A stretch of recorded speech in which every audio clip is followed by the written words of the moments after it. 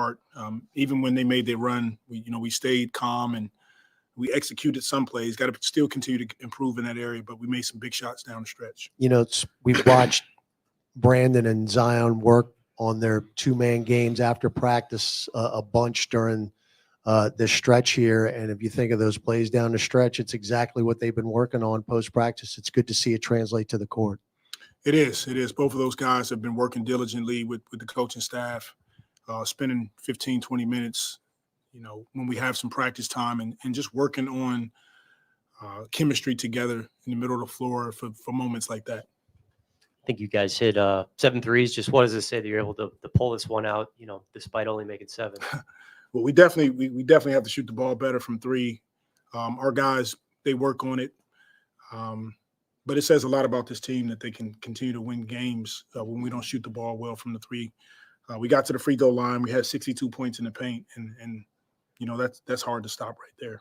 Yeah, just zooming it out a little bit. This homestand started with a pretty ugly loss to the Mavericks. Finished with some really nice wins over the Kings.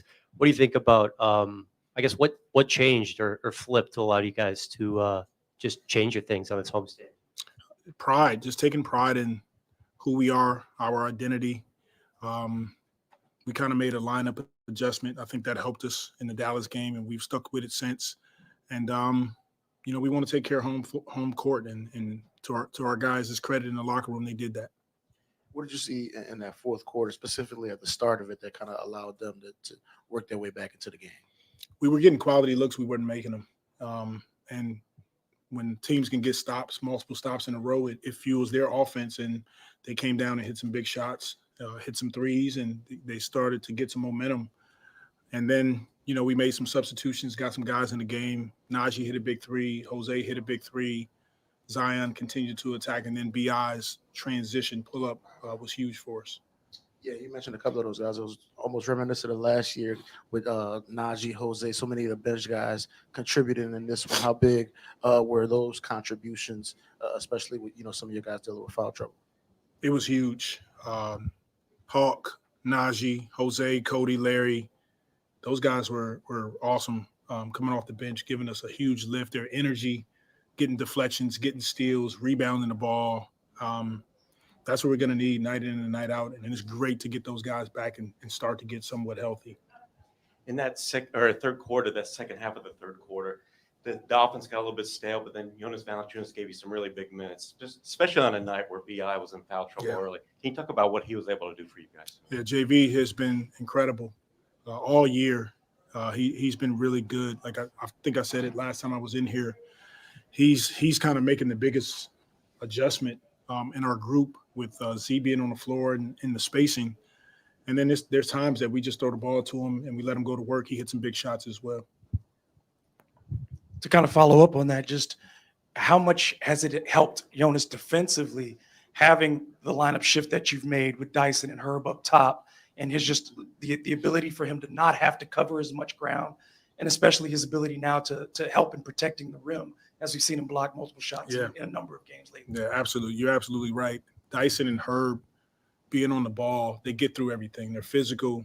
Both of those guys are 6'7", and they have great instincts, and it allows JV to get out of pick and rolls early, gets him to the paint. He's protecting the basket. He's rebounding the ball better, and we like what we see from that group so far. You guys have won a lot of these games, playing good transition offense, a lot of second chance points. Winning battle of the paint. A lot of your shooters are currently injured. 3 of them specifically. When they're as they look to work their way back, you feel like teams are going to have a difficult time kind of guarding almost 2 different styles of basketball. One really kind of bruising inside the paint, and all of a sudden you get all these shooters coming back, and they might open some stuff up. Yes, I think that's what makes us unique is that, we can play different styles. We got multiple guys that can handle the ball, multiple guys that can defend on the perimeter. We're missing some guys, and until then, we just continue to step up and play together, play the right way, trust each other on both ends of the floor, and then, hopefully we can get our guys back healthy, and we'll be that much more dangerous. How did Jose look in the locker room, and do you know if it's related to what was bothering him before? He looked fine from what I saw in the locker room. I'm sure if something's going on, we'll hear about it later. But he looked fine. Okay. Thank you, guys. Happy Thanksgiving. All right. For all things Pelicans, you're now tuned into the Pelican Postgame Report. Much love to the fan. Appreciate y'all for chiming in on this happy episode of the Pelican Postgame Report. The Pelicans dethroned the Kings 117 to 112. They are now 8-7. So shout out to the fan. Appreciate y'all being in this episode of the show. Please feel free to hit the like button, hit the subscribe button, and by all means, feel free to share the show on your social media feed. We up in this thing, PPR represent. Shout out to the faithful. The flock is in this thing, man. We handled the business tonight. It was awesome. Shout out to you guys. Appreciate you for being in this thing. Hope you guys are having a pretty darn good start of your holiday weekend, man. And, it's turkey time, man. We getting almost there. And I hope you guys are chilling and enjoying this win. Big win by the Pelicans tonight. They beat the Kings in not back-to-back games, but, games one after each other, 117 to 112. De'Aaron Fox was trying to get going. The Pelicans had to fight the Kings along with the referees toward the back end of the game, but the Pelicans still had possession of this game all the way through. They showed heart, they showed intensity, they showed focus. And despite the fact that 3-ball wasn't falling for the Pelicans, they showed that toughness, man. And this seems to be the identity. They have found themselves. We've been looking for that, and the team has found themselves, man. Love what happened today. They got the dub. All right, let's go over some team statistics in this thing, fam. Jumping right into it. 41 of 87. The Pelicans shot 47.1% from the field. They were 7 of 30 from downtown for 23.3%. Remember, 3-ball wasn't falling. But the referees, despite the fact their whistles went silent for the Pelicans and mostly in the back end of the fourth quarter, Pelicans still got 37 attempts from the foul line. They hit 28 of 37 for almost 76% from the foul line. The Kings were 34 of 76 for almost 45%, 15 of 44 from downtown for 34.1, 29 of 35 from the foul line for almost 83%. Pelicans almost 50 boards tonight, 48 to 38 in the rebound, 13 offensive boards by the Pelicans, 23-22 assists. Pelicans 10-3 steals. Pelicans 2-1 on the blocks. Pels. They even kept turnovers down tonight. 10 turnovers versus 16 by the Kings. 10 points off theirs versus 16. 5 points off turnovers by the Pelicans versus 20 by the Kings. And of course, you look at the fast break points, 16-5. Kings, Pelicans dominated in the paint game, 62-38 outward domination. Largest the Pelicans led by was 17 points in the game versus just 9 by the Kings. So the Pelicans handled all kind of business in this one, man. They were absolutely fantastic. The thing that kind of stuck out to me about tonight's action, man, was the fact that what happens when the Pelicans 3-point ball doesn't fall for them? What do? Well, they fight, they scrap, they play defense. I think the biggest part of tonight's game was the fact that the Pelicans played some serious defense. They were putting hands up in the face of the Sacramento Kings for the majority of the night. They had to complete and make tough shots. And that's the thing that I really loved about the Pelicans. And you know how difficult it is to beat a team in a couple nights from each other, to beat that team. And the Kings are a pretty good offensive team with De'Aaron Fox, but the Pelicans, they came into this matchup, they played defense well. Zion and BI got clicking together. The bench was there, and it was just a gritty performance by the Pelicans, man. When the 3-ball's not falling for you, what do? They were 7 of 30 from tonight, but the Pelicans gritted it out.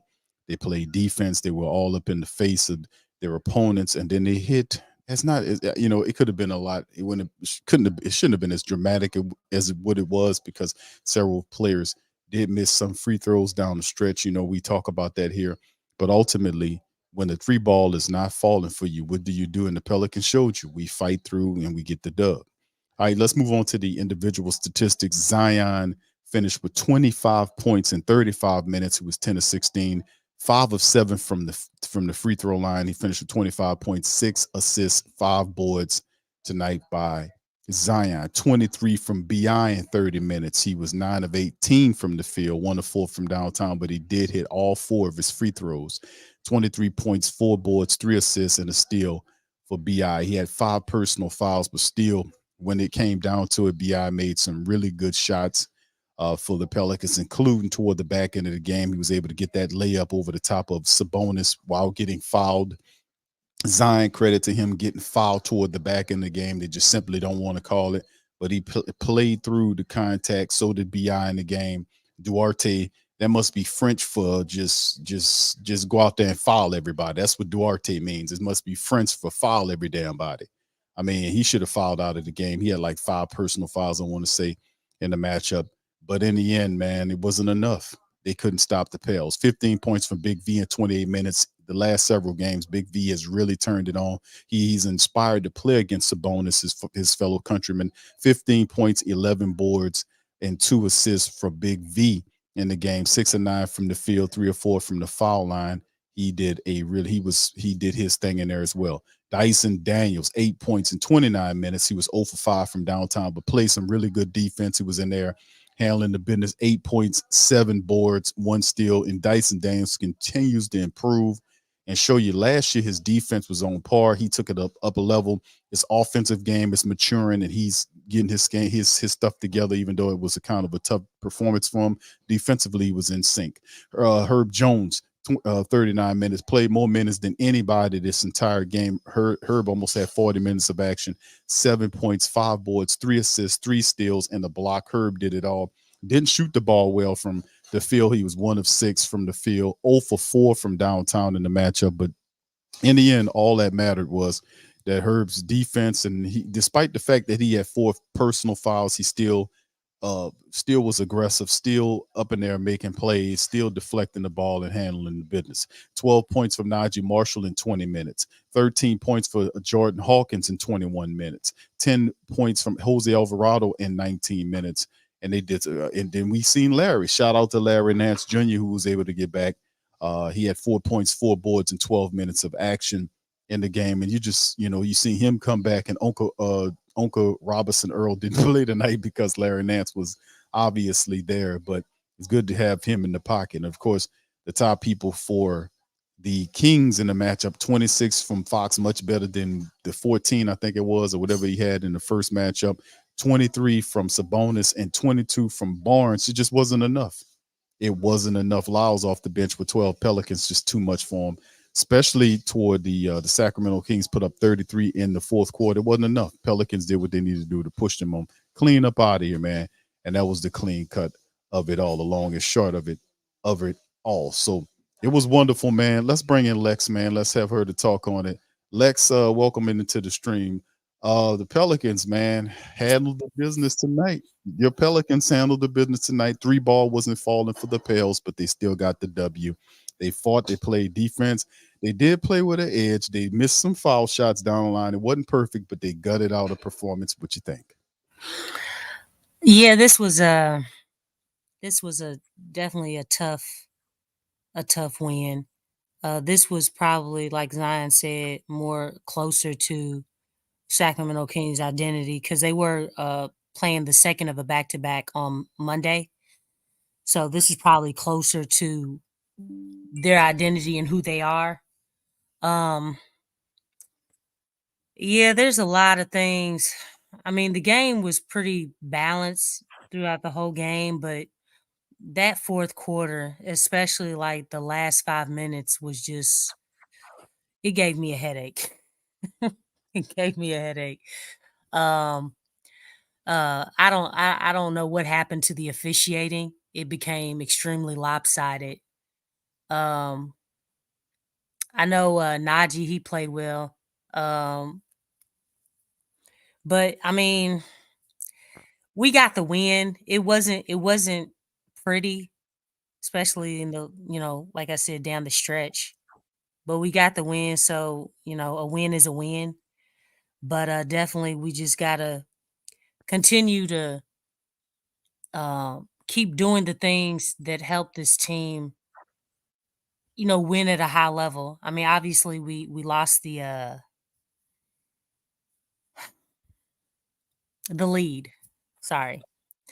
Had a mind block there. But yeah, we lost the lead, but yeah, we just got to keep working. You know, we still don't have it all together. We are getting closer as far as knowing our identity, but we still have to polish up some things about our complete game individually and team wise. So I'm just glad we got the win. Yeah, like we talked about some of these games. It's not going to be some of the crisp performances, but you just want the Pelicans to pick up one or two things to improve upon their game. But what I really want the Pelicans to continue to do is play with this intensity, this energy. The defense was very obvious in this game. The Pelicans were running around, challenging these shots. The majority of the shots that the Kings put up, the Pelicans had a hand in the face of the shooters. And they at one stretch of the game, the Kings had to make difficult shots over the challenging Pelican defender. And the majority of the time they did not. And it was a few times when we seen them have wide open shots, but it was far and few in between in terms of what the Pelicans' aggressive defense. They were just out there just doing their thing. Now, of course, like I said, there was some other stuff we got to clean up. I know Jose Alvarado's been back for a couple of games. His game is not totally there. You can see him trying to figure it out. He kind of got nicked up a little bit. Seeing Larry Nance come back was cool. So shout out to Amy Atmore, as we think some of these guys was going to be a little further out. They're getting back, and getting in there and helping out with the Pelicans. So, but in the end, like you said, it's a W. The three-point shot wasn't falling for the Pelicans. And in my back of my head, I was like, man, what do the Pelicans do? Or what do they look like when the three ball is not falling? Because we watched the three ball fall for them over these last several games. But tonight they didn't get it going. They was 7 of 30 shooting the three-pointer. 7 of 30. Yeah. So they had to figure out how to play defense and still be able to put points together. And when it came time for them to execute to seal the game, they did it. And BI and Zion, they did it together, especially in the back end of the game. And you're absolutely right about the officiating, by the way. I was sitting up here just going seeing how quiet the whistles were for the Pelicans on their side of the floor versus the Kings go down there and they get these light whistles. The guy jumps into all this craziness. But in the end, Man, good time. Sabonis, man, they made. I mean, it was like he was LeBron James out there. I was like, I mean, what's going on? Monk too. Because I Monk. mean, Zion lives down in the paint too, and he was getting way more contact than Sabonis. I'm like, man, this stuff is unacceptable. Like, you still have to call the game. Like, no other team is playing perfect defense. Just like they're calling, these calls against the Pels on their defense. It's like, okay, nobody else is playing perfect defense. If we're not playing perfect defense, best believe nobody else is in this league.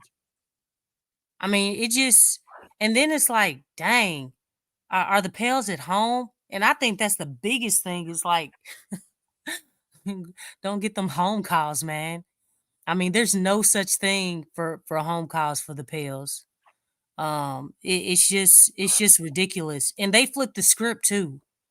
Like it became like there was consistency for the most part in the first 3 quarters, and then that fourth quarter, it was like it was the tale of every 4 minutes. You know what I'm saying? Like, I mean, I've never seen it like that before, but it was pretty bad. But it wasn't just the officiating. Some of the rotations that Willie had and some of the things he was doing, it didn't sit well with me either. One thing that I do want to say, I like Jose, I really do, but Jose just came back. He just got back. I mean, why are we not letting him work his way back? I mean, because I know a few times he took Dyson out and put Jose in. And I'm like, Dyson, he's been doing a pretty good job, and Jose just got back. Why are we not working him back? And I don't know if you all saw, but there was twice where he was hobbling on his ankle and Willie kept him in. I'm like, so, I mean, is that the type of stuff that we're doing now, especially like with Jose? Because I mean, we definitely wouldn't do that with somebody like Zion. You know what I'm saying? I just thought that was kind of weird that he did that. Especially by him, like what? This is Jose's second game. I mean, he played crucial minutes and he just got back. So I thought that was I don't know about that. That didn't even seem right to me. Um, but yeah, this game was just weird, man. But like I said, I'm glad we got the win. Um, oh, I do want to point out this. Like, we got to find some consistency with the 3-point shooting. On Monday, I think it was 43%, like 43 or something like ridiculous that we shot from behind the arc. And today it was 28. Like, that's we gotta get somewhere and get a happy medium because there were a lot of 3-point shots that were just missed. I mean, there was so many eyes on Zion when he like, slashed into the lane or something. Guys had plenty of space, like, I mean, basically having practice shots, and guys were not knocking those shots down. I mean, I think in that third quarter, Zion was really trying to,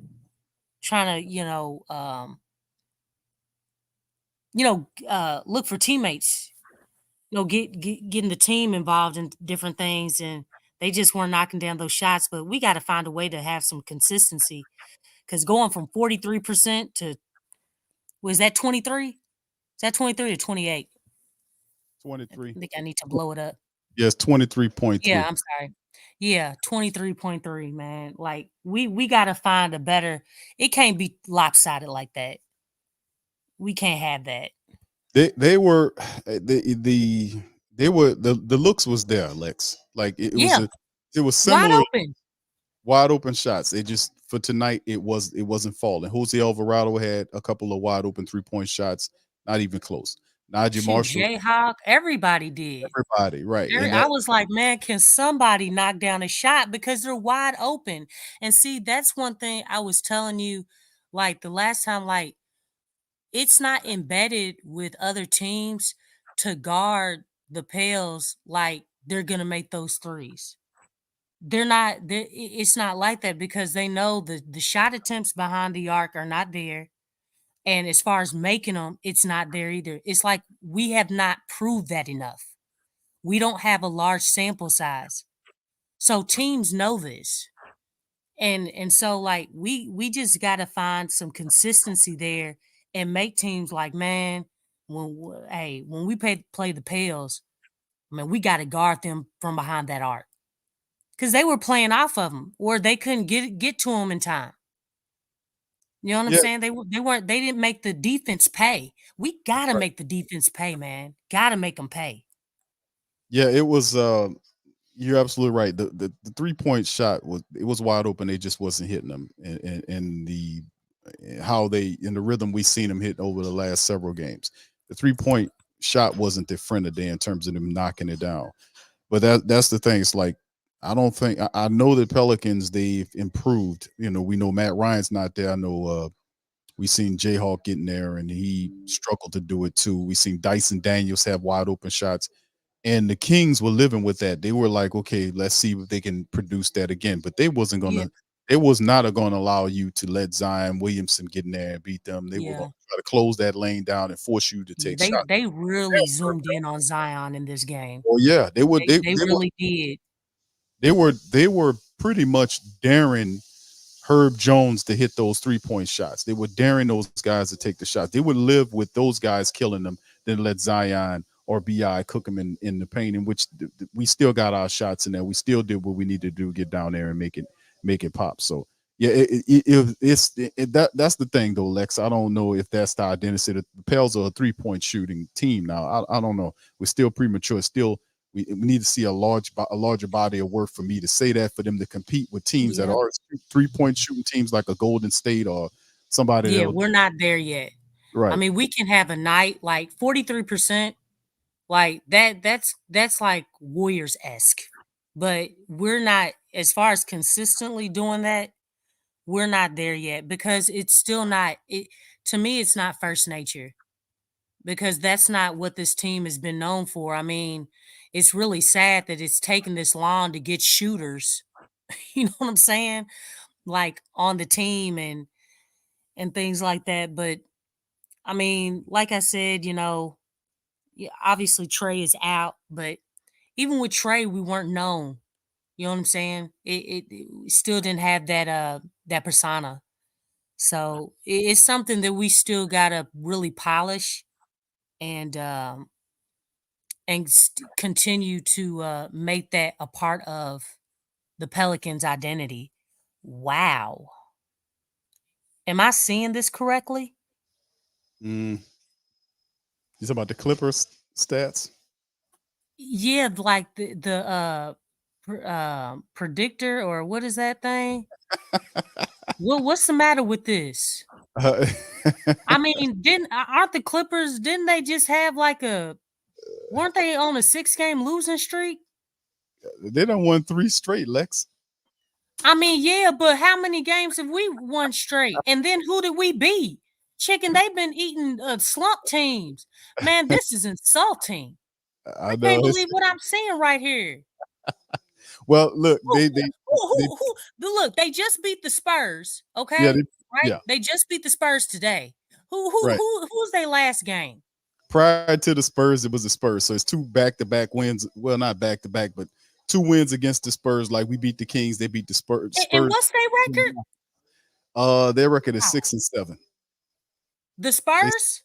No, the Clippers. The Clippers are 6. The Spurs are what's the Spurs records? I think the Spurs are They like they're 3 and 12. something? 3-12. Okay, this is And insulting right here. and Who is their third game?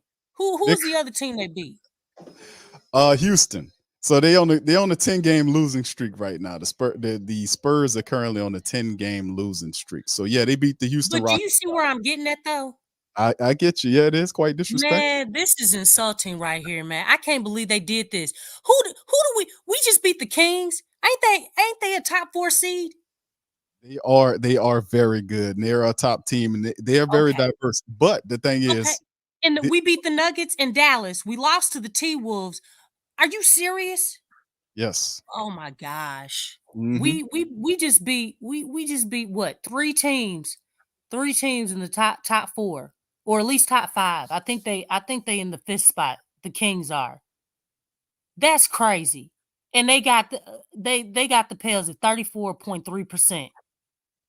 What the hell do they know that we don't know? I mean, are we going to sit everybody down in this game? So James Harden just had a couple of good games against a Spurs team that's 3-12.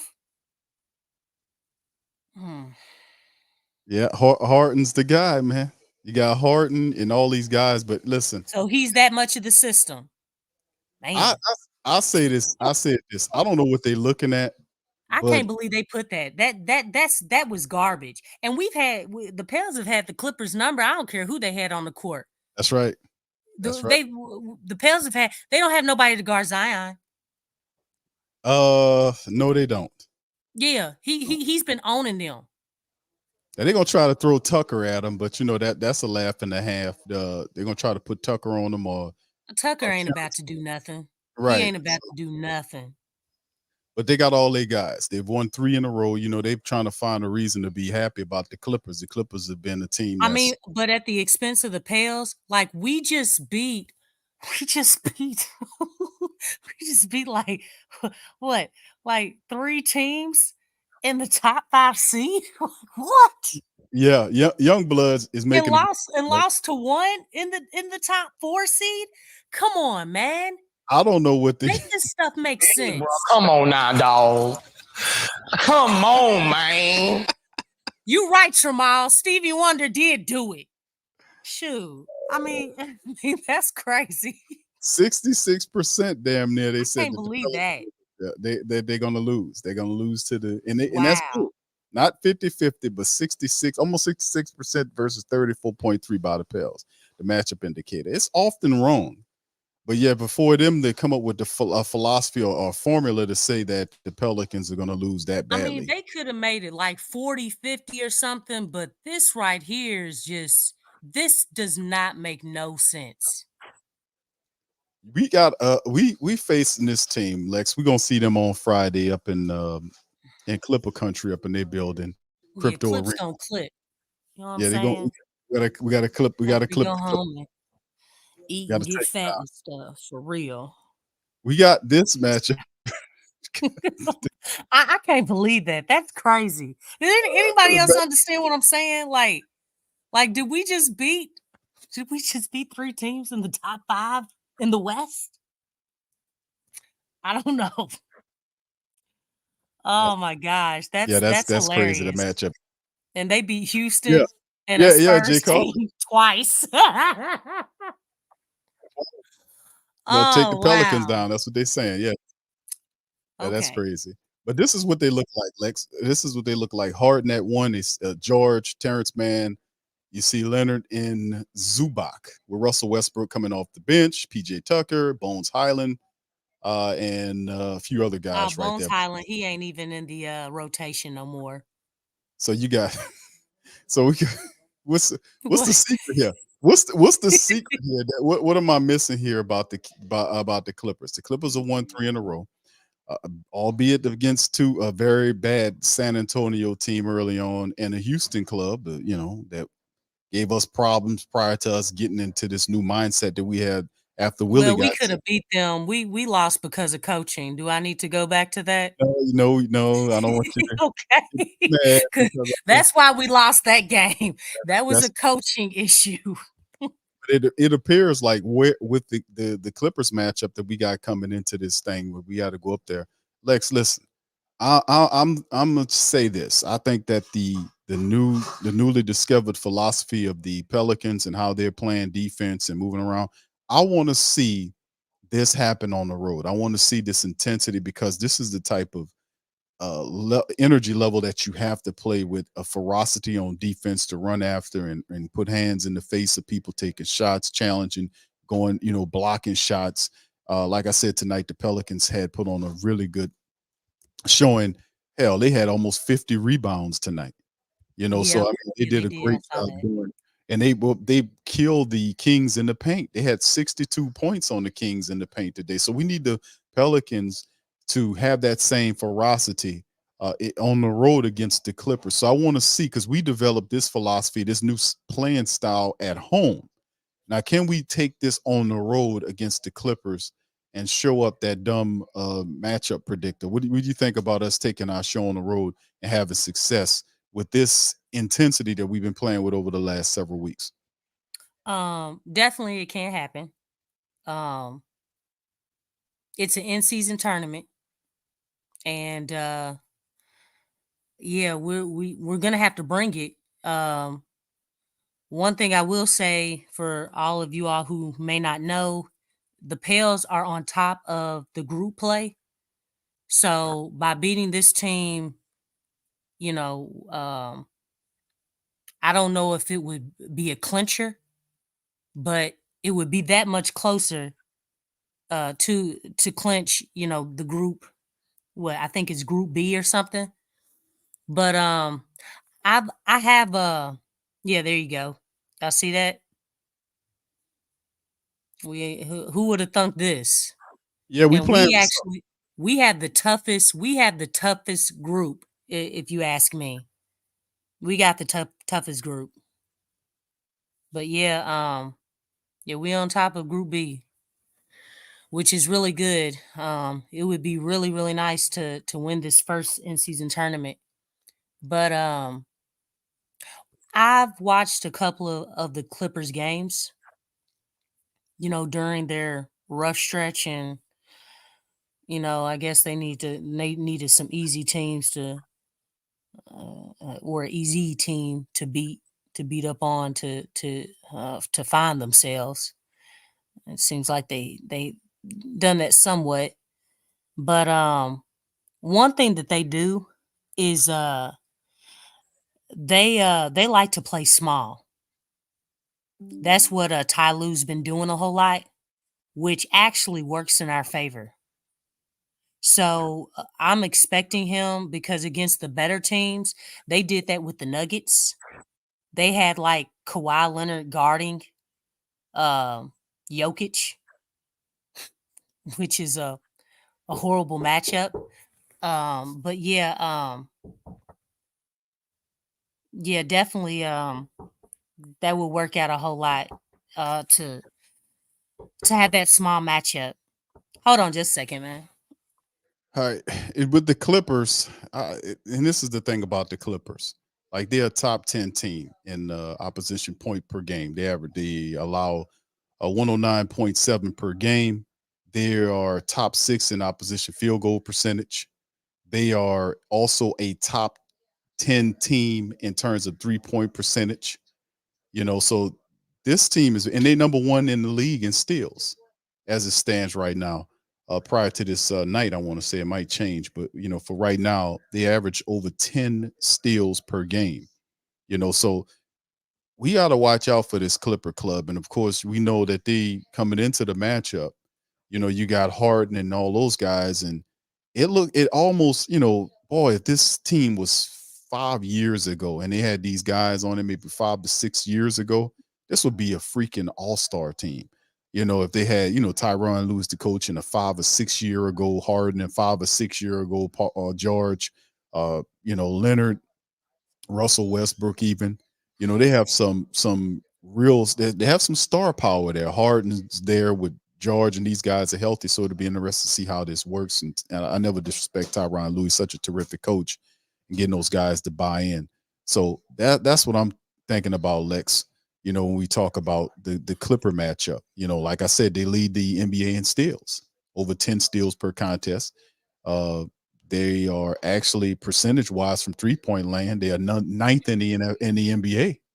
So I mean, they're 8th in opposition points per game, and they, in terms of what they score at 113 and a half, they are just ahead of the Pelicans, and well, as prior to the matchup statistics, but right around what the Pelicans do. So when you got that much star power and those guys are playing together, and Tyronn Lue, anything is possible when you're playing the Clippers, especially, and they building and they are on a winning streak, no matter how cheap looking it looks.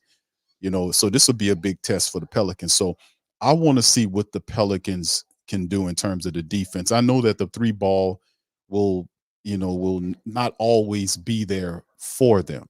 So when it doesn't fall, do you get down on yourself? What do you do? I just like how when the shot wasn't falling, they showed me something during this current stretch of really intense basketball. They showed me something. They got gritty. They started attacking the cup. They wasn't getting the calls. The referees' whistles went silent, but they kept playing. And of course, like I said, the dramatics of it wouldn't have been as dramatic if the Pelicans would have knocked down free throws down the stretch. That could have calmed a lot of that, stopped a lot of that momentum that the Clippers were coming with if they just would have knocked down the free throws. Jose Alvarado missed 4 3-pointers. I mean, free throws today. I want to say, I'm gonna have to check his stuff, but I want to say Jose missed 4? If I remember correctly. Yeah, he missed. I think he missed all his free throws, which was 4. Yeah, he was 0 for 4. And then his 0 for 4 missed free throws happened during the stretch when we really needed him, especially the last 2 toward the back end. When Willie was talking to him, he waved Willie off, because I want to say Willie was going to substitute him out because he was running kind of gimpy several different Yeah, times. He was looking gimpy out there, like he that's stepped why I on was commenting about him, Yeah, like keeping him out there. Like that was really interesting. And he just got back. Why aren't you working him in? You know what I'm saying?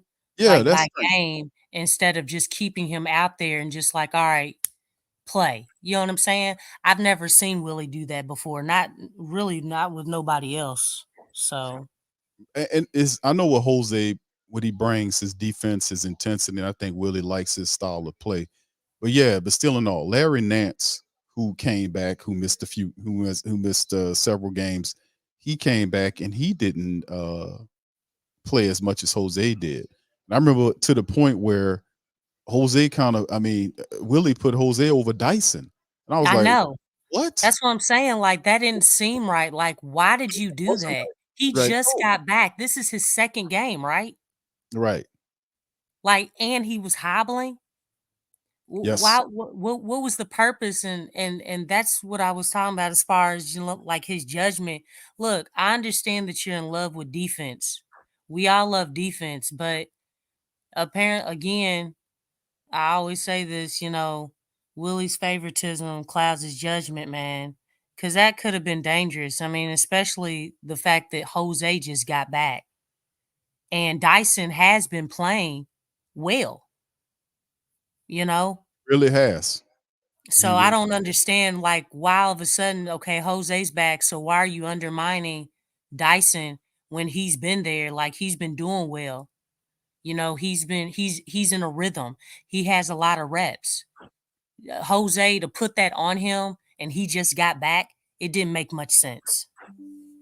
you know what, Lex? To try to see if I can make sense of Willie to a degree. Dyson did struggle in shooting the ball today. And maybe what he Well, I was mean, all of them did. I know. What was that number? 23.3? Yeah. So that's the thing. It's like I'm trying to figure out what was he thinking to try to get. I know he likes Jose's style of play, his intensity, Yeah. Well, sneaking behind. you know what the other thing I'm gonna say, right? Mhm. Well, on the 4 minute mark, when he took Zion out, like, why do you have Zion Oh, yeah. and Bi on the bench, dog? And this is I clutch knew you, time. I knew you Like, was the saying game that. is tied. Like, we were up 2. Mhm. That was crazy. I was like, Yes. this man has done lost his mind. Yeah, he took him out at the around the 4 minute mark and didn't put him back in until right around the 2 minute mark. That was horrible. Yeah, that I've was tough. never seen that before. Nobody in their right, like, I'm thinking about all the coaches in the league right now. No coach in their right mind would do that. I, They wouldn't do that. I can't make sense of it. I was yelling, where is when Jose was missing those You fouls? had I was saying, man, where is Dyson Daniels at? I just kept saying that because it appeared to me that Jose was banged up. Like, let's get him out of there. yeah, Let's get Dyson in there at least for his. especially his second game back. Why would you put that much pressure on a guy who you just got back? This is his second game. Put Dyson in. And the thing is, I'm looking at everybody else who's had injuries. Larry played 12 minutes. He just came back. Larry got 12 minutes. Jose, I forgot what he did. I'm gonna have to look up with his first game back from what was it, a couple of games ago, with his let me see. I want to say he played like what? I'm gonna have to look at that game and see what he actually played the first Sacramento game and see what he did that game. 15 minutes. So his first game back was 15 minutes in which he scored 5 points with 3 assists. The next game he had 19 minutes. He scored 10 points, 3 steals, 2 assists. So, and from the field, he was 44.4. He shot the same percentage that he shot from downtown in the first game against the Kings. So maybe it was the fact that, and Dyson Daniels really slowed down Fox. And you're seeing Jose get inside of his head too. I think Fox got a little frustrated and got that technical and kind of got unraveled and unnerved a bit, and that kind of calmed him down. And I remember Doug Christie went to reach for him, and he kind of pushed Christie off, and I think they were trying to get him to calm down. And the referees once again showed just really ridiculous amounts of restraint. They should have teed him up because he was still yelling at him and talking to him when they teed him up the first time. So, I mean, I hope they show that type of restraint for us in terms of when we get upset and They frustrated. not. It's crazy. But yeah, Tails don't even have to do much, and they'll call something like "don't say nothing." Like, what? It's just, that's the weirdest thing to me. yeah, it's these pulling out Zion at 4 minutes. I was like, what's going on here? and then installing him like 2 minutes left. That was kind of strange. I thought that he should have probably he should have stayed in there. I think this is the money time. We're trying to close the game down. But it was some stuff that was going on with Willie making these substitutions, and I just can't get my mind around it. It worked tonight. It worked tonight where we were able to kind of close the deal and do what we needed to do. But man, yes, indeed, he Well, really got to improve with all this, man. it really seemed like he was trying to find ways to lose the game instead of win it. But it's these types of things, like when you're not making sense when you're coaching like that, that stuff concerns me down the stretch. Like, what if he did this during like the playoffs? Like you can't do this type stuff. And right now, he's in training as far as working on these things, but this is something that's been consistent with him. His rotations, some of his rotations were not where they need to be at. And again, just what he was doing now, he did call the timeout like with 10 seconds on the shot clock during a clutch moment. Like, that was really good, but it's like all that stuff is kind of sporadic. It's just not consistent. I think I think Willie. I mean, he learning in his third year. I think he gonna. I don't say if his substitution's gonna get bad. I mean, get better.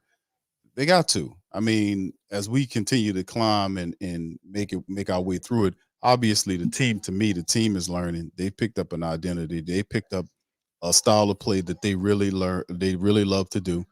The effort is there. The offense is flowing. We know that the 3-point shot fell in the previous games. It's a lot of pluses here. I think ultimately, Coach Willie is going to improve, hopefully, with his situational calling and his rotations and whatnot. He got Borrego there. Maybe Borrego speaking and said, "Coach, maybe you shouldn't do that right now. Let's get this guy in here." That's what Borrego's in here to do. He's a top assistant, so he's supposed to kind of help, uh, you know, guide Willie toward what he's supposed to be and what he's supposed to be doing. So we'll see how it all works in the end. But the Clippers game, I'm really interested to see exactly how this game is going to end for us, because we really need to get this dub on Friday night. It'd be super cool to do this show after a win, and I think we got what it takes to be able to do that. So, what you think, Lex? You want to give a call on that and think what you think we get this W over Harden in the Clippers? I definitely do. I think the only thing that concerns me, I do remember what happened after Thanksgiving, when we had an away game and that didn't go well. So hopefully we don't have that type of, I guess, response. But that game was against Memphis and it was a road game.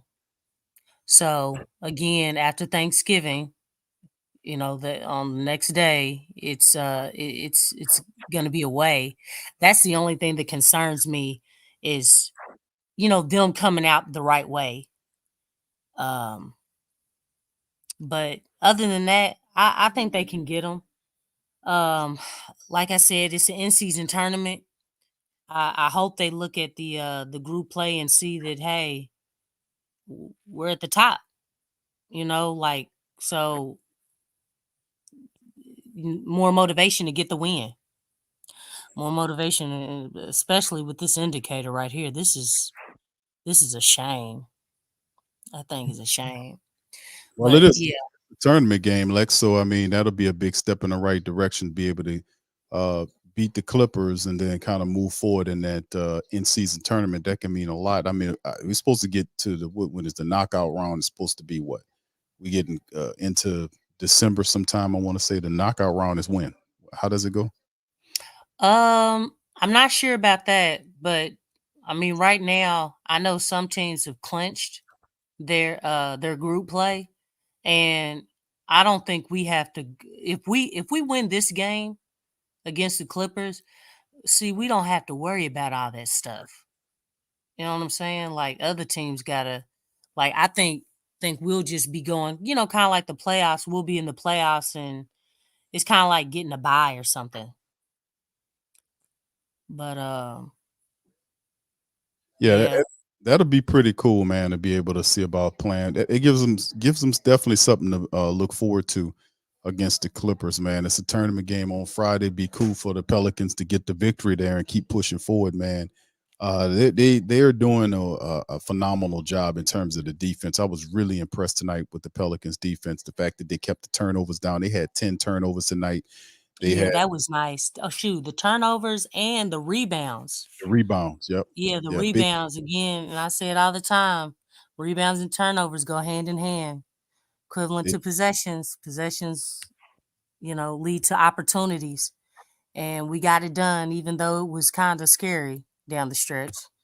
But a win is a win. So Yeah, win a W is a W. The Pelicans are 8-7, man, getting ready for the Clips on Friday night, 9:30 p.m. Tip-off time. I mean, it's going to be a late stream. Matter of fact, let me see. Let me have to check and see what the schedule is behind the Pelicans because I think they got another matchup. If I'm not mistaken, they got. I don't know. Hold on. Let me take a look at the schedule and see what game it is because I know the Clippers. Yeah, they got a back-to-back. So yeah, I was wondering about that. they got a And back-to-back. so the back to back is going to be against is the Clippers and then the Lakers, right? It's Utah. You got Okay. Oh, yeah, you got Friday. whew, that's going to be tough. That's gonna be tough. You got to go. You got the Clippers on Friday night, and then you Saturday at 8:30 Mountain Time, or our time is 8:30 p.m. Central Time. But they'll take on the Utah Jazz, and then Monday they got the Jazz again before they come home for the Philadelphia 76ers and the Spurs on December the 1st. So yeah, we got 3 road games. The first of which is Friday against the Clips, and then Saturday against the Jazz. And more than likely, we'll do the late stream for the chime in or the call in show for the Saturday matchup against Utah. So yeah, so that there you go. That's the next 3 games we'll have is LA, Utah, and Utah. So back to back. Well, we know that Zion more than likely is not going to play in the first Utah matchup. More than likely, if they go with the rest day for Zion and not letting them play the back to back. So we'll see how it all goes. We'll see how they handle it. But I don't like that either. that seems to be the move right now for what they're doing. So Yeah, I know. But I thought it was going to just happen at one time. It's, since Willie was talking like that when they set him down against Detroit. But I don't like that at all. I don't. If the man is healed, if the man is healthy, let the man play. Playing is his how he gets, health stays healthy. It's not sitting him. Go talk to Coach K. You know what I'm saying? I know, I man. just don't understand this. Yeah, I mean, the thing is you already have guys out. Let the man play. Let him play. I mean, he's already missed enough games. And plus, I think a lot of people, man, it's like he is still 23. It's not like no, he's 35. Let him play, man. Playing is his healing. That's how he stays healed. You know what I'm saying? So And this is the thing too. In previous seasons, the Pelicans is what I would call top heavy. They over relied on the superstars, kind of wore them down, and then we would only dig into the bench, 2 or 3 guys deep. This is a deep team where you can be able to spread those minutes out, where you don't overuse a Zion Williamson. Like we seen tonight, the largest minute holder for the Pelicans was Herb Jones. He had 39 minutes out there.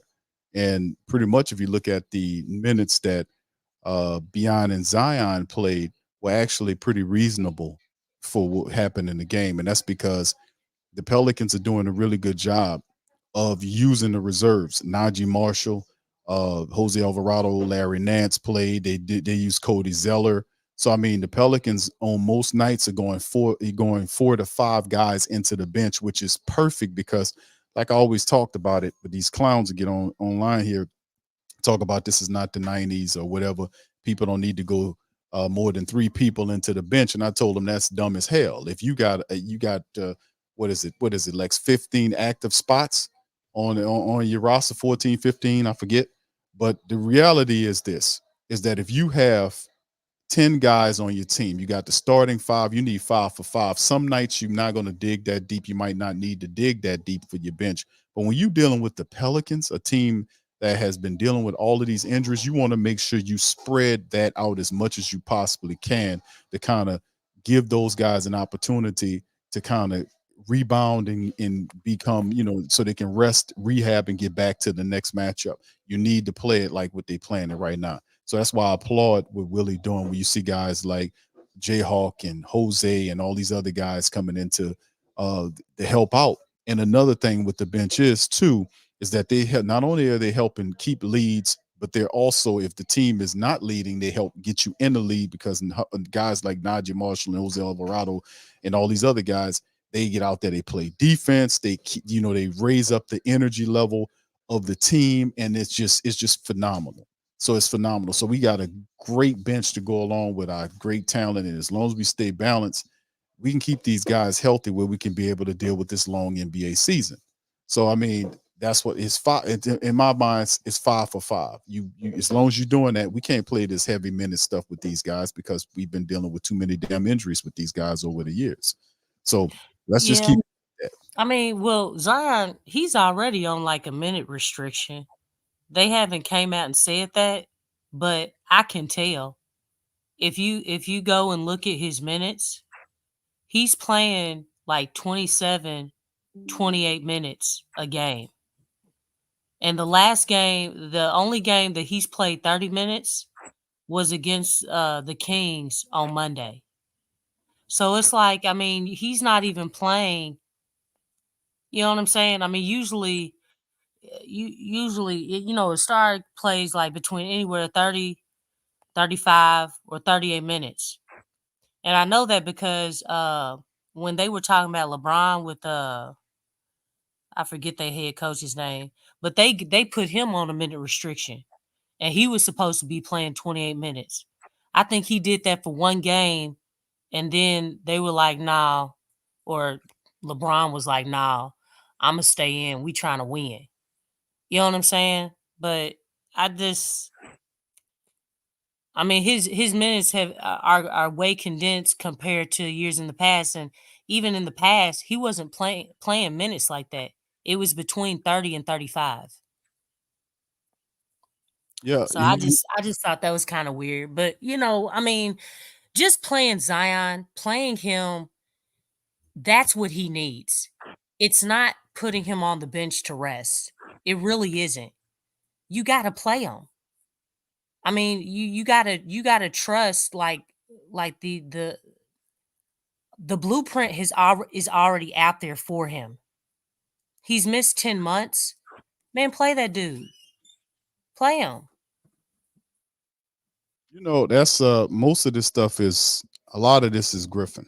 That's a lot of this is Griffin, because Zion's he's not mentioned on any injury list that I've seen, that I've been able to research, and I'm not seeing him on any injury list. So the minute restriction is or a measurement that's set up by Griffin, and that's just something that I think that's a part of his game right there, because obviously don't apply on anybody else. Jose Alvarado comes straight No. back. He missed so many Yeah. times, so many You see games. what I'm saying? Like, He- I'm looking at the inconsistencies, and it's like that doesn't make sense. He just came back from an ankle injury. And how long was Jose out? for a long ass time, he was out for a Yeah. long time. Yes, It's like this stuff is just, it's not making sense. yeah. And I don't know if it's a combination of Willie and Griff, but I I just don't like it. I really don't. I Like, think you I can't. think that's a grift thing, because I mean that's been the standard thing, overreaction to what's been happening with Zion Williamson. The kid is healthy. They have a balanced rotation. Allow him to play his way into shape and to do these things where they're resting him and keeping him out. And listen, there is no word right now. One thing Corey asked me early on in the show, asking about when CJ McCollum gets healthy, do we think he starts in the game? You're damn right he does. Willie Green's going to put Yeah. CJ McCollum in there straight away. Favoritism. Like, Straight.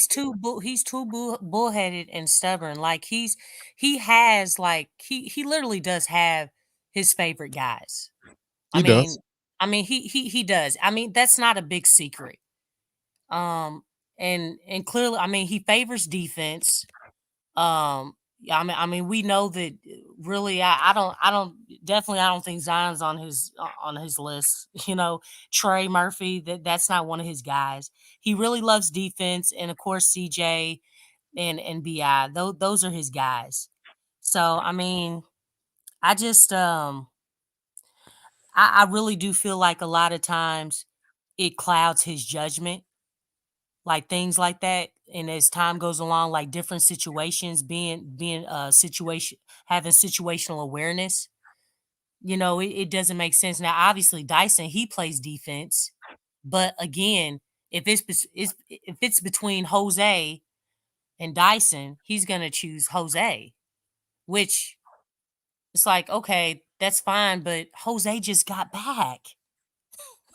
You know what I'm saying? I mean, Hmm. Dyson has reps. He's been out there. He's been finishing games. He's in a better rhythm than Jose. With Jose, you can work his way back. And then you got Jose hobbling. Jose is out there. Did y'all see that? He Yeah. was out there hobbling on his ankle. Like that just are you thinking? Are you trying to get him hurt again? I mean, is that what we're doing here? And then you allow Jose to wave you off like, nah, I'm good, dog. I'm good. He waved them off. Like, man, let Zion do something else. Zion coming out the game and he's a star. You know what I'm saying? Like that stuff just it doesn't sit well with me. Like, dude, you're backwards in your thinking and how you're going about operating these things. Yeah, you're right. I think a lot of this needs more thinking and no more thought from Willie, no doubt about it. Yeah, CJ once CJ is healthy, he's definitely gonna Yeah, stick him right in no that. doubt about it. No doubt about it. He's gonna take Dyson out that lineup. And the thing is I was actually concerned about having Herb and Dyson out there as far as in the backcourt. But because I understand the identity, which it's really something because I kind of feel like Willie contradicts his own game plan because he wants them to play defense and push the ball with pace. That's a defensive running team. So it makes sense that you have a backcourt that is strong defensively. And one thing I will say is, do you know who has the top backcourt in the league right now? Who? Boston Oh yeah, with that's right. White and Drew Holiday. Holiday. What Yes, are they? A right. defensive backcourt. That's right. Yep, that Isn't kind that of. something? Yeah, when I heard that the first time, like somebody told me that a couple of weeks ago, and I was like, man, that's crazy. White and Holiday. Wow. Yeah. Yes, that's true. So look what we have here. I know. We could have that here with Dyson and Herb. But as soon as CJ gets back, and it seemed like CJ, he trying to rush his way back. He trying to get back. I mean, because he was in practice yesterday? And Yep. Wathu's like, yeah, him and Nance were had a full practice, Yep. So I And mean, I Nance just think tonight. hey, you all just keep that in mind. Like the top backcourt in the league right now is Drew Holiday and White for the Boston Celtics. And we have a defensive backcourt right now. And these guys, hey, I want to say this. You said the Clippers were leading in steals. That's right. Well, Dyson Daniels alone is leading the league in deflections. That's right. Yeah. Yeah. It's what's interesting about this whole thing. What's interesting about it is, yeah, and no doubt about it, he's gonna go to CJ when he comes back. It's just what it is. It's gonna be interesting to see how all of it how it works and how it looks. But my thing is I want to see because I know CJ's game is his defense, he's not all that defensive. He tries. but he's more of an Yeah, offensive guy than yeah, anything. And he's okay. I mean, points a game. That's what they yeah, want the 21 points a game that he brings. But mixing him in and with what they got, what they're doing right now, is going to be interesting because I really don't want them to lose this momentum, man. They finally got this, and I would want him to that's double it. think about that. What you just said, Big Q. That's it. That momentum. Right. Because the thing is that you've seen some consistency with the lineup and its success. Now look, before CJ got hurt, everybody was talking about CJ was playing well. And he was. He was playing very well. But was the team winning? No, You know, no, we it wasn't. No, it wasn't. Not like what they're doing right now. I much prefer what exactly. we're doing now. Yes. Like so and that's nothing against him. I'm glad he was playing well, but we weren't we weren't winning games. And now we're finding some successes because that's what this thing is about is really, and I know guys were out, guys were in and out. You know, I mean, you could consider that as well, but this is like major success. That second of the back to back against Dallas, that game right there was the start of something beautiful. Like you saw ball movement, player movement, the defense was there, the shooting was there. Like it looked like wow, we're starting to we have come out of the ashes and into the light. You know what I'm saying? That was the start of the momentum. That game right there. And that was when Borrego, when he was coaching because Willie was sick and Herb got back. But that game right there, that game was just that was a beautiful game. There were so many positive things from that game. And we saw that again against the Nuggets. We obviously on what Saturday, it didn't happen for the T Wolves, but again, we came out and did what we were supposed to do against the Kings.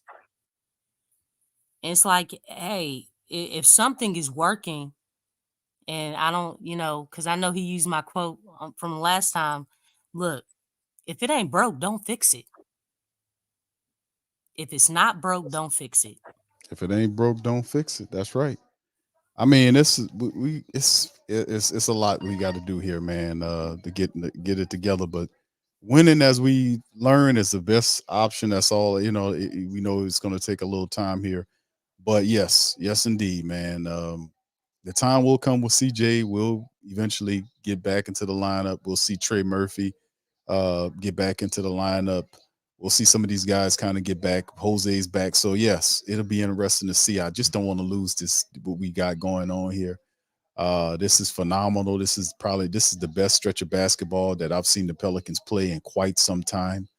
And I just love the defensive ferocity, how they playing, they having fun. It's cool to watch it, but I just want them to hit, some clutch free throws at that point in time to kind of remove a lot of the dramatics toward the back end of the game, because we kind of leave the door open for our adversaries to kind of linger around. The Kings wasn't about it today. You seen Sabonis get to the foul line, and he couldn't hit that free throw. He went like one for two in that. And I was like, they don't want it. We about to win. When he missed that, I was like, yeah, because the referees were trying to help them stay in the game, and the Kings just wasn't seizing on the opportunity that they were being allotted by the refs, because them people didn't send the Pelicans to the foul line, and the Kings didn't reach into into when they ran out of fouls until 30 seconds, less than 30 seconds in the fourth quarter. I mean, that guy Duarte was fouling his ass off in the game. You had Fox reaching in repetitively. You seen Sabonis doing the same thing. Several Harrison Yeah, Barnes Trey doing the same. Lyles. Yeah, They were there doing was a just lot of constant contact. reaching in, and the Duarte guy, man, with what he was doing just was ridiculous. And I was like, man, are you going to call this guy for this? I mean, he was just out there. He didn't care if he was being physical with BI. He thought BI would just back down, but BI, that kind of pissed BI. Well, he didn't piss him off. It just made him get more aggressive, and he just did what he did. We laid the ball up over three of them, including smacking Sabonis upside his head. he went down on the ground like somebody hit him with a bat or something. But in the end, like I said, the referees really whistles went silent toward the back end, and it didn't put the Sacramento Kings into the foul until they ran out of fouls until less than 30 seconds before in the fourth quarter. So I mean, we seen what they were attempting to do. It's just the Kings wasn't good enough to seize in opportunities, and the Pelicans kind of kept them at arm's length. But we got to hit those free throws, especially when they matter. Jose Alvarado 0 for 4 as a point guard. That's something that we can't do. And let me look up Jose's statistics in terms of what he is as a foul shooter. That kind of got me a bit kind of thinking like, damn, Jose, 0 for 4, dude. Now, are you that hurt where you couldn't follow through on your free throws? Is that what's going on tonight? I don't Big I don't Q, know if he what else. was hurt, then he didn't need to. He didn't need to be out there. But I mean, it was his. It was He's his second game, 76 man. 76 percent foul shooter. Lex, go ahead. Oh no, I was just saying, like, for his second game to be back, Willie was basically. I mean, he was putting him in the thick of things, like immediately. So I mean, I think everybody's had like, this. I know this is everybody's favorite word, ramp up. Oh hell no. Yeah, Jose didn't have no ramp No. up. Like he just threw him in the fire. Like, go win the game. Look, 2 minutes to go, and the game is tied, and it's that's just so y'all change y'all ramp up policy. You know. Well, it's no ramp up policy. It's only one that apply. It's only a double standard for Zion Williamson because that's David Griffin. Usually, if it was a policy set, it'll be a policy over the entire team. If it was set by the top trainer or the whoever lead Amy Atmore, if she had control over the medical side of things and she controlled the schedules and all this kind of stuff, if she was the one that ultimate say on who goes or not, it would be a team-wide policy where everybody would follow the same procedure as a Zion Williamson, right?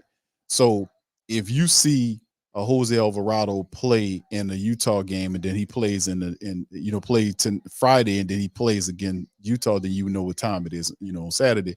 But we know what time it is. That's David Griffin 100%. Yeah, He been doing that. because Jose, he's definitely gonna play in that back to back. I don't have no doubt about that. Which is again, he just got back. I mean, he had like different things going on with him, like in the same timeline. His ankle. I think his ankle twice, and then the thing that he went out on last season. What was that? What was that injury?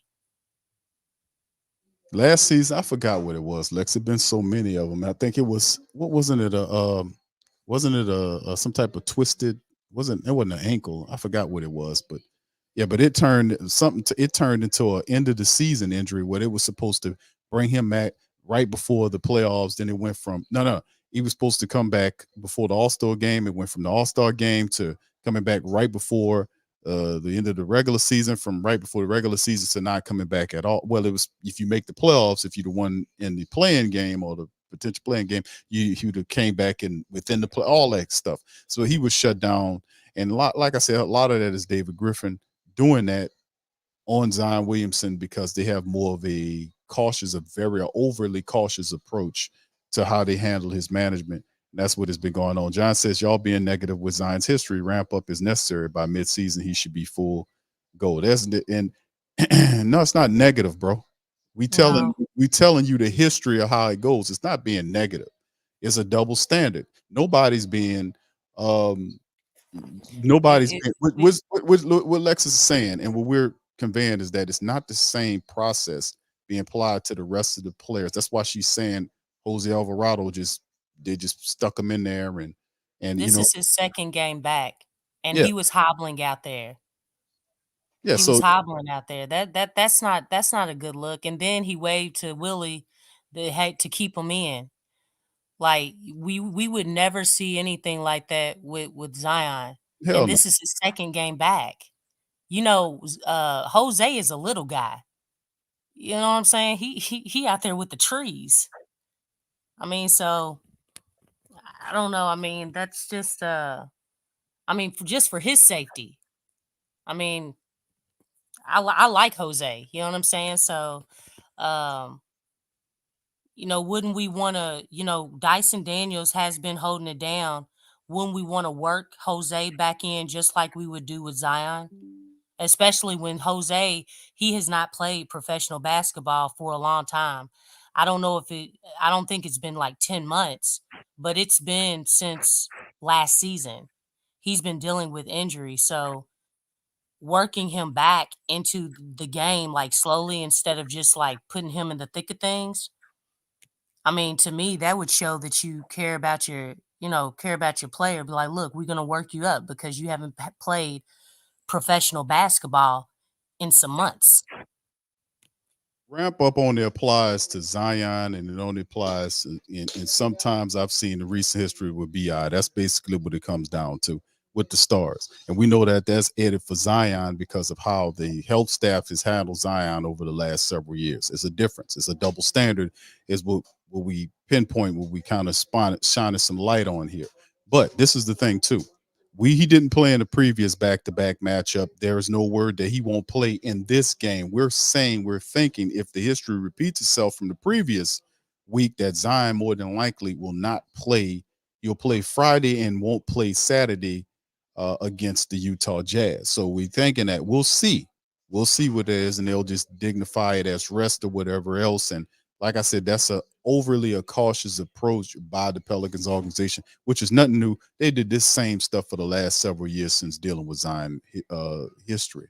It's just how they handle it. They are really overly cautious with Zion's healing, with him in his health situation, which, we'll see, man. We'll see how it happens. But Jose Alvarado, I want to see, because a reporter did ask the question to Willie about Jose's health. We'll see how that all happens, how it all looks, because he was limping around there several different times. He was limping and kind of, moving around gingerly. We'll see what's going on with that and what needs to happen, because really you need to probably, if you probably want to kind of dial back on Jose until he's 100%. Because I could, I don't think I can see he's not totally 100%. You might probably want to play Dyson a little bit more than you play a Jose and Yeah. whatnot. We'll see how it all plays in the end, man. We just got to keep an eye on it. But the Pels get the win tonight. We improved to 8-7. We got the Clippers on Friday night and Utah on Saturday night. So back to back, they got the trip to LA, and then right after that, they got to go to Utah. So we'll see how that all plays. But listen, Lexa, last thoughts before we chime out. Yeah, we just have to continue to play with an edge. We're still polishing up the identity. It's not I won't say it's like strong or full strength, obviously, but we have an idea of what that identity can be.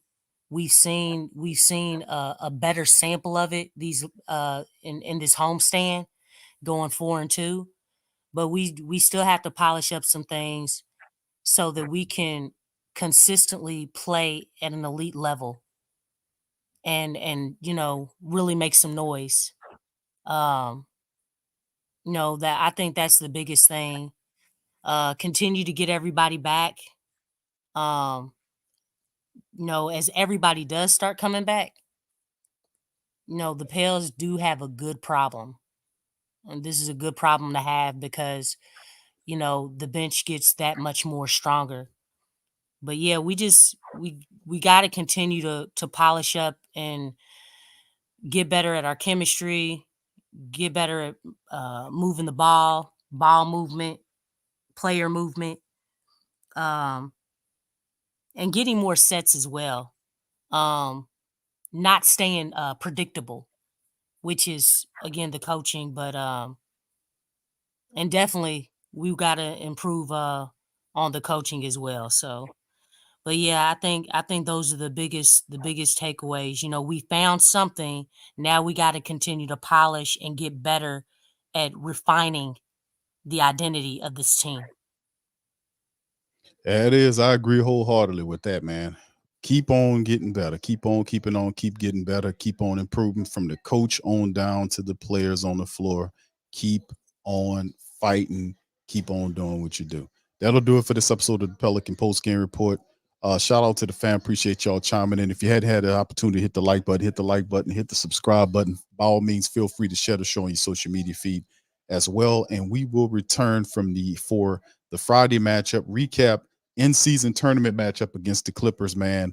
A lot on the line with the Pelicans on the in-season tournament, so we'll see how they handle that. And, man, I just want to see how they react on the road. It'll be a good road test against Harden, Leonard, George, and the rest of the staff at the Clippers, so it'll be fun. So with that being said, I'm going to get out on that. Real quick. Happy Thanksgiving, everybody, and go Pels.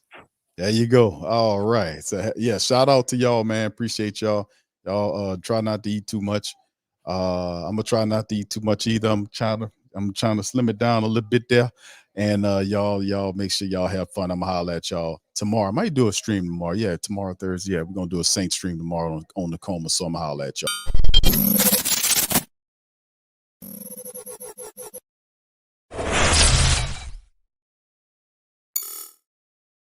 TheWhoThatDaily.com. That's right, TheWhoThatDaily.com. Your one-stop shop for everything New Orleans Saints, New Orleans Pelicans, LSU Tigers, even the top flight boxing news. So if you're a Who That and you're looking for a place to stay up on your team, TheWhoThatDaily.com is your site. TheWhoThatDaily.com for the sport Who That in all of us.